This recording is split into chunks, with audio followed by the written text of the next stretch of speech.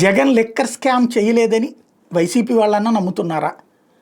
Telugu Desam, Janasena, BJP, కమ్యూనిస్టులు, కాంగ్రెస్ ఎవరైతే నమ్మట్లేదు. వైసీపీ వాళ్ళైతే ఏమో ఎవడు తినలేదులే అంటారా? చూడాలి. జగన్ స్టేట్మెంట్ ఇక్కడ కీలకమైంది. వైఎస్ఆర్సీపీ లోక్సభ సభ్యుడు మిథున్ రెడ్డి అక్రమార్షణ తీవ్రంగా ఖండిస్తున్నాం. ఇది పూర్తిగా అక్రమ కేసు. ప్రజల తరపున పోరాడడానికి గొంతు నొక్కేయడానికి రూపొందించిన కుట్ర తప్ప మరొకటి కాదు. వరుసగా 3 సార్లు పార్లమెంట్ సభ్యుడిగా ఎన్నికైన మిథున్ రెడ్డిని బెదిరించి బలవంతంగా సేకరించిన అబద్ధపు వాంగ్మూలాలతో కేసులు అక్రమంగా ఇరికించారు. టీడీపీ ప్రభుత్వం మోసాల వైఫల్యాన్ని కప్పించుకోవడానికి మిథున్ రెడ్డిని అక్రమంగా అరెస్ట్ చేశారు. ఇది రాజకీయ కక్ష సాధింపు చర్య. జరగని మద్యం స్కామ్ని జరిగినట్టుగా చిత్రీకరించడం, కేవలం మీడియా నాటకాల కోసం నిజమైన సమస్యల నుంచి ప్రజల దృష్టి మళ్లించడానికి సృష్టించిన కల్పిత కథనం తప్ప మరొకటి కాదు. ఈ కుంభకోణం మొత్తం కేసు ఒత్తిడి, బెదిరింపులు, 3rd డిగ్రీ హింస, లంచాలు, ప్రలోభాల ద్వారా సేకరించిన తప్పుడు వాంగ్మూలాలపై సృష్టించిందే.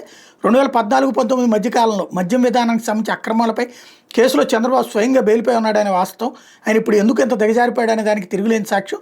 14-19 మధ్యకాలంలో ఆయనపై నమోదైన మద్యం కుంభకోణం కేసును రద్దు చేసుకోవడానికి, ఇప్పుడు 24-29 మద్యం విధానాన్ని సమర్థించుకోవడానికి వైఎస్ఆర్సీ ప్రభుత్వం రూపొందించిన విధానాన్ని చంద్రబాబు తప్పుడుతున్నారన్నది వాస్తవం అంటూ ప్రకటించారు.